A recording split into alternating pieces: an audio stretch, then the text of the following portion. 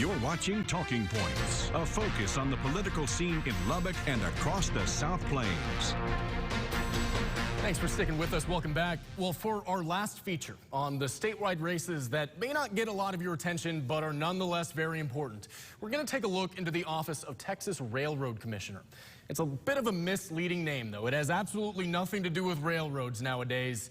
Now it regulates the oil and gas sector in the energy capital of the country. It's the oldest regulatory agency in Texas, and it was originally created to prevent monopolies in the railroad business. But nowadays, it has the primary power in overseeing oil and gas regulations, tariffs, and environmental laws.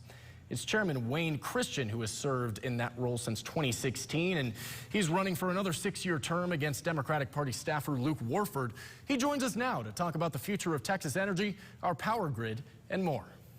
Chairman Christian, thank you so much for joining us on Talking Points. Honored to be with you today.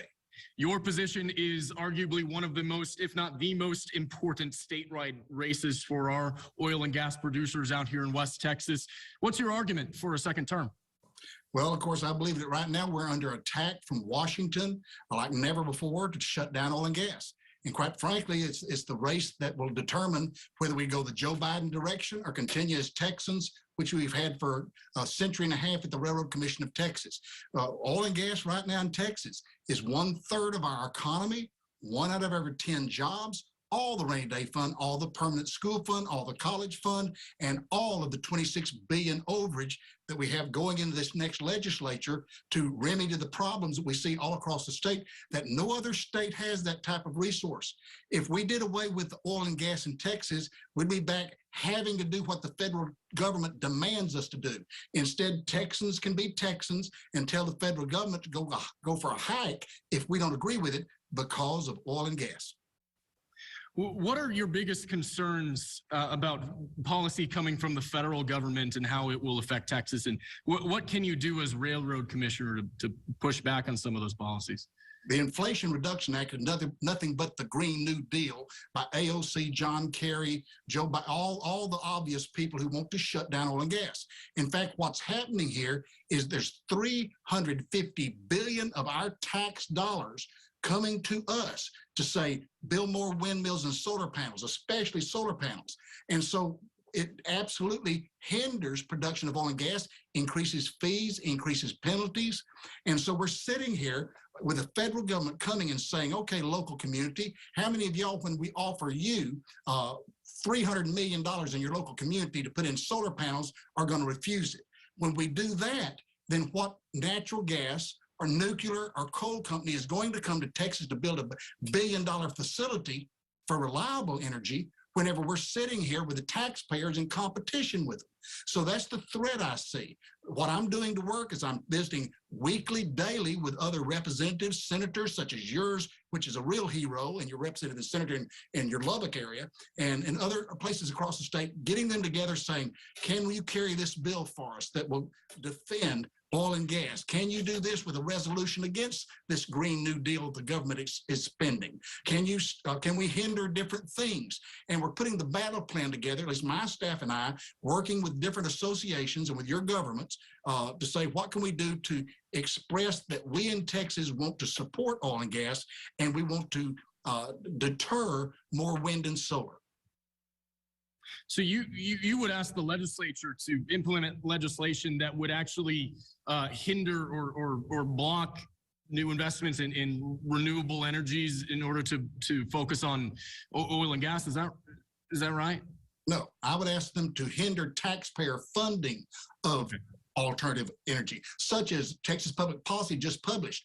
The last 20 years, we've spent $24 billion in state tax dollars supporting wind and solar, $60 billion in federal. That's almost $90 billion the last 20 years. Since Storm Uri occurred, the freeze we had a year and a half ago, I did a piece in Wall Street Journal the next month. Basically, what happened in Storm Uri, wind and solar went from 28% to 0 and 6% of energy generation, electricity, while natural gas went from about 48% to about 70%. Your opponent, Luke Warford, has made Winter Storm Uri a major point of his campaign. He accuses you, I want to read you a statement that he makes off of his website. He says, quote, commissioners focus on making billions for their friends and passing those costs on to consumers during the February storm, of course. And, quote, grid failure could have been prevented if the Texas Railroad Commission had done its job. What do you make of those statements? Number one, the boy needs to understand that we don't regulate electricity. We regulate natural gas. And that 95% of the people during Storm Uri that turned on their natural gas valve or needed propane received it, 95%. The job of electricity is PUC and ERCOT. They're the ones that made the decisions and allowed the implementation of these contracts that are not stern, firm contracts for provision of natural gas. So when those private contracts reached the point that the electric companies had to pay high prices for their natural gas to generate electricity, or the gas companies had to get the spot market price, well, those were private contracts, not government. Now, if the government's going to go in and start requiring those contracts, that's an argument for the legislature. Right now, the Railroad Commission had no say in that. So we were responsible in making sure that the amount of electricity during Storm Uri that was responsible decrease from natural gas in Texas, Railroad Commission, was 6.9% of the decrease in electricity. Thus, as the Senate said at the first hearing past Storm Uri, natural gas saved Texas. Do you see any farther need to respond to the causes of Winter Storm Uri, or do you think that we've done enough to prevent that from happening in the future? Will you ask the legislature to do anything regarding that threat next session? Yes, stop rewarding wind and solar unreliable energy at the expense of reliable energy. That's suicidal. We must implement legislation that takes away taxpayer giving the cost for this unreliable energy in the state of Texas. We are doing that as of today. The amendment failed during the last legislative session that would have taken away the benefits solar and wind receive from the taxpayer, where they don't have to worry about whether they make a profit or not. We, the taxpayer, paying for it. That's suicidal. I'll be fighting against that and fighting to increase the ability for wind and solar to not get advantages, but oil and gas producers to come back to the table. And the fight's going to be, what is this federal government going to do to us till we take control of the presidency?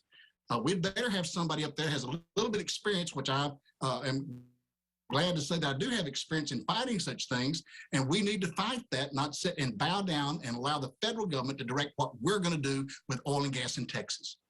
All right, Wayne Christian, chairman of the Texas Railroad Commission, thank you so much for joining us.